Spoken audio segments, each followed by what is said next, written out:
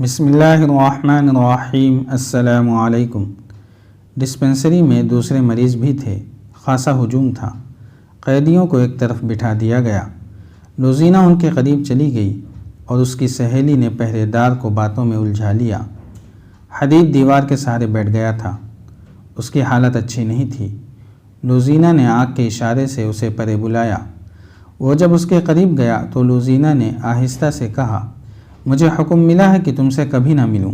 بیٹھ جاؤ۔ ہم یہ ظاہر نہیں ہونے دیں گے کہ ہم باتیں کر رہے ہیں۔ میں لعنت بھیجتا ہوں تم پر اور تمہارے حکم دینے والوں پر۔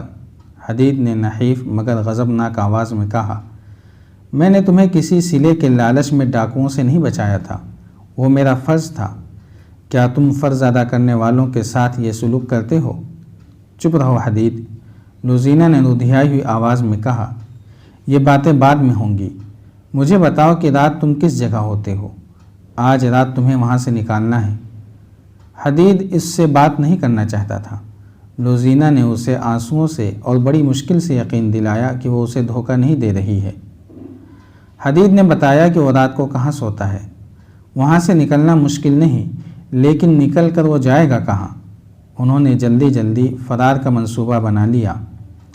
مسلمانوں کا کیمپ ایسی نیند سویا ہوا تھا جیسے یہ لاشوں کی بستی ہو۔ پہرے دار بھی سو گئے تھے۔ یہاں سے کبھی کوئی بھاگا نہیں تھا۔ بھاگ کر کوئی جاتا بھی کہاں؟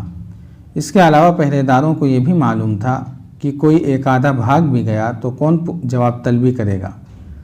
رات پہلا پہر ختم ہو رہا تھا کہ پھٹے پرانے ایک خیمے سے ایک آدمی پیٹ کے بل رینگتا ہوا خیموں کی اوٹ میں وہاں تک چلا گیا جہاں اسے کوئی پہرے دار نہیں دیکھ سکتا تھا۔ آگے اسے اندھیرے میں بھی کھجور کا درخت نظر آنے لگا جہاں تک اسے پہنچنا تھا۔ ایک سایہ سر سے پاؤں تک موٹے کپڑوں میں لپٹا ہوا کھڑا تھا۔ رینگنے والا اٹھ کھڑا ہوا اور کھجور کے تنے تک پہنچ گیا۔ وہ حدید تھا۔ لوزینہ اس کی منتظر تھی۔ تیز چل سکو گے؟ لوزینہ نے پوچھا۔ کوشش کروں گا، حدید نے جواب دیا۔ وہ کیمپ سے دور نکل گئے۔ آگے وسیع علاقہ غیر آباد تھا۔ مشکل یہ تھی کہ حدید تیز نہیں چل سکتا تھا۔ لوزینہ نے اسے سہارا دے کر تیز چلانے کی کوشش کی اور اسے بتاتی گئی کہ اسے کیسے کیسے حکم اور دھمکیاں ملی ہیں۔ اس نے حدید کی غلط فہمی رفع کر دی۔ آگے شہر کی گلیاں آ گئیں اور پھر ڈاکٹر کا گھر آ گیا۔ 3-4 بار دستک دینے سے ڈاکٹر باہر آ گیا اور انہیں فوراً اندر لے گیا۔ اس نے حدید کے زخم کھول کر دیکھے تو کہا کم از کم 20 روز مرہم پٹی ہوگی۔ یہ سن کر لوزینہ کے سامنے ایک بہت ہی پیچیدہ مسئلہ آ گیا۔ وہ یہ تھا کہ اتنے دن حدید کو چھپائے گی کہاں؟ اسے بیگار کیمپ میں واپس تو نہیں لے جانا تھا۔ اس کی عقل جواب دے گئی۔ ڈاکٹر مرہم پٹی کر چکا تھا۔ اس نے کہا کہ اسے نہایت اچھی اور مقوی غذا کی ضرورت ہے۔ لوزینہ اسے پرے لے گئی اور کہا، یہ جہاں رہتا ہے وہاں اسے اچھی غذا نہیں مل سکتی۔ میں گھر میں اسے اپنے پاس نہیں رکھ سکتی۔ آپ اسے یہیں رکھیں اور جو چیز اس کے لیے فائدہ مند ہو وہ کھلائیں۔ مجھ سے آپ جتنی قیمت اور اجرت مانگیں گے دوں گی۔ ڈاکٹر نے جو اجرت بتائی وہ بہت ہی زیادہ تھی۔ لوزینہ نے کم کرنے کو کہا تو ڈاکٹر نے کہا، تم مجھ سے بہت ہی خطرناک کام کرا رہی ہو۔ میں جانتا ہوں کہ یہ شخص مسلمانوں کے کیمپ سے لایا گیا ہے اور یہ مصری فوج کا سپاہی ہے۔ تمہارا اس کے ساتھ کیا تعلق ہے؟ مجھے منہ مانگی اجرت دو گی تو تمہارا یہ راز میرے گھر سے باہر نہیں جائے گا۔ مجھے منظور ہے، لوزینہ نے کہا، اور یہ بھی سن لو ڈاکٹر، اگر یہ راز فاش ہو گیا تو آپ زندہ نہیں رہیں گے۔ ڈاکٹر نے حدید کو ایک کمرے میں لٹا دیا اور اسے بتایا کہ وہ ٹھیک ہونے تک یہیں رہے گا۔ اس نے اندر سے اسے دودھ اور پھل لا دیے اور لوزینہ کو ایک اور کمرے میں لے گیا۔ دوسرے دن لوزینہ اور اس کی سہیلی نے کیمپ کی جاسوسی کی۔ ڈسپنسری میں گئیں۔ مریض قیدی وہاں لے جائے گئے۔ دونوں لڑکیوں نے پہرے دار کے ساتھ گپ شپ لگائی اور اپنے خصوصی ڈھنگ سے باتیں کر کے معلوم کر لیا کہ حدید کی گمشدگی سے کیمپ میں کوئی تبدیلی نہیں آئی اور وہاں کوئی ہلچل نہیں۔ دن گزرتے گئے۔ ڈاکٹر کو چونکہ منہ مانگی قیمت اور اجرت مل رہی تھی اس لیے اس نے حدید کو چھپائے بھی رکھا اور اس کا علاج پوری توجہ سے کرتا رہا۔ اسے مقوی غذا بھی دیتا رہا۔ لوزینہ شام کے بعد وہاں جاتی۔ اس روز مرہ کے معمول میں 20 روز گزر گئے اور حدید کے زخم مندمل ہو گئے۔ اس کی صحت بحال ہو گئی۔ لوزینہ نے ڈاکٹر سے کہا کہ وہ کل رات کسی بھی وقت حدید کو لے جائے گی۔ دوسرے دن اس نے اپنی سہیلی کو استعمال کیا۔ چھوٹے عہدے کا ایک افسر اس کی سہیلی کے پیچھے پڑا رہتا تھا۔ سہیلی نے اس افسر کو جھانسا دیا اور لوزینہ نے اس کے ٹرنک سے اس کی وردی نکال لی جو اس نے حدید کو پہنا دی۔ گھوڑے کا انتظام مشکل نہ تھا، وہ بھی ہو گیا۔ یہ اہتمام اس لیے کیا جا رہا تھا کہ شہر کے ارد گرد مٹی کی بہت اونچی دیوار تھی۔ اس کے 4 دروازے تھے جو رات بند رہتے تھے۔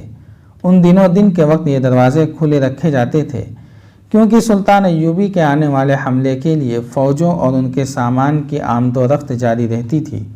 سورج غروب ہونے سے کچھ دیر پہلے قلعے کے ایک بڑے دروازے کی طرف ایک صلیبی افسر گھوڑے پر جا رہا تھا۔ اس کی کمر سے لٹکی ہوئی تلوار مسلمانوں کی طرح ٹیڑھی نہیں، سیدھی تھی اور اس کا دستہ صلیب کی شکل کا تھا۔ وہ ہر لحاظ سے صلیبی تھا۔ دروازہ کھلا ہوا تھا جس سے اونٹوں کا ایک کارواں رسد سے لدا ہوا باہر جا رہا تھا۔ ظاہر یہی ہوتا تھا جیسے یہ گھوڑ سوار افسر اس کارواں کے ساتھ جا رہا ہو۔ وہ دروازے کے پاس پہنچا تو صلیبیوں کی انٹیلیجنس کا سربراہ ہرمن گھوڑے پر سوار دروازے میں داخل ہوا۔ وہ کہیں باہر سے آ رہا تھا۔ اس نے افسر کو دیکھا اور مسکرایا، مگر اس افسر نے مسکراہٹ کا جواب مسکراہٹ سے نہ دیا۔ ہرمن چند قدم اندر کو آیا تو اس نے گھوڑا روک لیا۔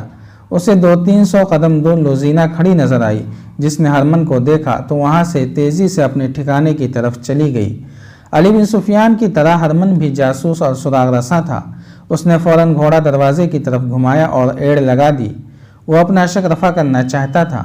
اس نے گھوڑے کو ایڑ لگائی تو گھوڑا دوڑ پڑا۔ باہر جا کر ہرمن نے دیکھا کہ جو افسر اس کے پاس سے گزرا تھا وہ اتنی دور نکل گیا تھا کہ اس کے تعاقب میں جانا بیکار تھا۔ اس گھوڑ سوار نے دروازے سے نکلتے ہی گھوڑے کو ایڑ لگا دی تھی۔ گھوڑا بہت تیز رفتار تھا۔ ہرمن اسے دیکھتا رہا اور صحرا کی وسعت میں گم ہو گیا۔ لوزینہ نے حدید کو آزاد کرا کے صلہ دے دیا تھا۔ ہرمن نے اپنا گھوڑا موڑا اور تیزی سے اندر گیا۔ وہ سب سے پہلے مسلمانوں کے کیمپ میں گیا اور وہاں کے انچارج سے حدید کی نشانیاں بتا کر پوچھا کہ وہ کہاں ہے۔ کچھ پتہ نہ چلا۔ جس خیمے میں حدید کو رکھا گیا تھا وہاں کے رہنے والوں نے بتایا کہ ایک صبح وہ یہاں سے غائب تھا۔ وہ سمجھے کہ اسے ادھر ادھر کر دیا گیا ہے۔ ہرمن کا شک یقین میں بدل گیا۔ وہ حدید ہی تھا جسے اس نے صلیبی فوج کی وردی میں دروازے سے نکلتے دیکھا تھا۔ وہ مزید تفتیش سے پہلے لوزینہ کے کمرے میں گیا۔ وہ سر ہاتھوں میں تھامے رو رہی تھی۔ کیا تم نے اسے بھگایا ہے؟ ہرمن نے گرج کر کہا۔ لوزینہ نے آہستہ سے سر اٹھایا۔ ہرمن نے کہا، جھوٹ بولو گی تو میں تفتیش کر کے ثابت کر دوں گا کہ اسے تم نے فرار میں مدد دی ہے۔ نہ آپ کو تفتیش کی ضرورت ہے نہ مجھے جھوٹ بولنے کی، لوزینہ نے کہا۔ میری زندگی ایک شاہانہ جھوٹ اور میرا وجود ایک خوبصورت دھوکہ ہے۔ اپنی روح کی نجات کے لیے میں سچ بول کر مر رہی ہوں۔ اس کی آواز میں غنودگی تھی جو بڑھتی چلی جا رہی تھی۔ وہ اٹھی تو اس کی ٹانگیں لڑکھڑائیں۔ اس کے قریب ایک گلاس پڑا تھا جس میں چند قطرے پانی تھا۔ اس نے گلاس اٹھا کر ہرمن کی طرف بڑھا کر کہا، میں اپنے آپ کو سزائے موت دے رہی ہوں۔ اس گلاس میں پانی کے چند قطرے گواہی دیں گے کہ میں نے اپنے ناپاک جسم کو سزائے موت اس لیے نہیں دی کہ اپنی قوم سے غداری کی اور دشمن کو قید سے بھگا دیا ہے، بلکہ میرا جرم یہ تھا کہ میں ان انسانوں کو دھوکے دینے گئی تھی جن کے یہاں کوئی دھوکہ اور فریب نہیں۔ ان میں 4 انسانوں نے میری عزت بچانے کے لیے جو میرے پاس تھی ہی نہیں 10 ڈاکوؤں کا مقابلہ کیا۔ پھر ایک انسان نے مجھے اپنا جسم کٹوا کر ڈاکوؤں سے چھینا۔ مجھے نیکی اور بدی، محبت اور نفرت کا فرق معلوم ہو گیا تھا۔ میں سچ بول کر مر رہی ہوں۔ یہ پرسکون موت ہے۔ وہ گرنے لگی تو ہرمن نے اس کے ہاتھ سے گلاس لے کر اسے تھام لیا۔ لوزینہ نے اپنے جسم کو جھٹکا دیا اور ہرمن کے بازوؤں سے نکل کر پرے ہو گئی۔ اونگتی ہوئی آواز میں بولی، میرے جسم کو ہاتھ نہ لگاؤ، یہ اب تمہارے کام کا نہیں رہا۔ اس زہر نے اس میں سچ داخل کر دیا ہے۔ تمہیں ناپاک جسموں کی ضرورت ہے۔ میں نے اسے بھگایا ہے۔ اسے میں نے 20 روز چھپائے رکھا تھا۔ اسے میں نے فرنینڈس کی وردی چرا کر پہنائی تھی۔ اسے میں نے گھوڑا دیا تھا۔ میں اس کے ساتھ نہیں جا سکتی تھی۔ میں اس کے بغیر رہ بھی نہیں سکتی تھی، اس لیے میں نے زہر پی لیا۔ اگر تم مجھے پکڑ نہ لیتے تو بھی میں زہر پی لیتی۔ وہ پلنگ پر لڑھک گئی۔ ہرمن کو اس کی آخری سرگوشی سنائی دی، سچ بول کر مرنے میں کتنا سکون ہے۔ اس نے آخری سانس اس طرح لی جیسے سکون سے آہ بھری ہو۔ اسے جب دفن کر چکے تو ایک افسر نے پوچھا، اس کا کوئی خاندان تھا تو انہیں اس کی موت کی اطلاع دے دو۔ اس کا خاندان ہم ہی تھے، ہرمن نے جواب دیا۔ اسے 10-11 سال کی عمر میں کسی قافلے سے اغوا کر کے لائے تھے۔ صلاح الدین ایوبی کی فوج کو کوچ کیے تیسرا دن تھا۔ صلیبیوں نے اسے راستے میں روکنے کے لیے فوج بھیج دی تھی۔ حملہ چونکہ کرک پر آ رہا تھا، اس لیے صلیبیوں نے شوبک سے زیادہ تر فوج کرک بھیج دی تھی۔ جاری ہے۔ اگر آپ کو یہ قسط وار سلسلہ پسند آ رہا ہے تو لائک، شیئر اور کمنٹ کے ذریعے ہماری حوصلہ افزائی کریں۔ جزاک اللہ خیرا۔